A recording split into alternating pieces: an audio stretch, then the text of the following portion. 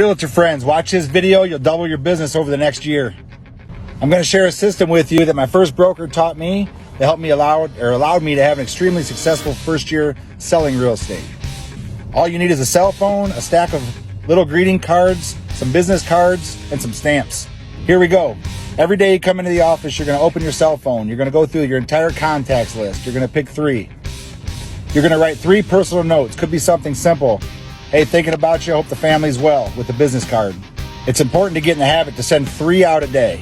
Don't wait till the end of the week and send out 15. 3 a day, every single day. When doing that, you're going to set a reminder in your phone to give those 3 contacts a follow-up phone call in 7 days. This whole process, sending the mailers and making the phone calls, you'll be done in an hour tops. That should give you in the ballpark of 60 personal notes in a month. That's 720 personal notes in a year. With the follow-up phone call, that's 1,700, forgive my math, and 40 touches in 12 months. Don't be lazy. I'm not talking text messages, emails, none of that personal notes. All I ask in return is you follow up and let me know what your business looks like in 12 months. Follow me for more tips.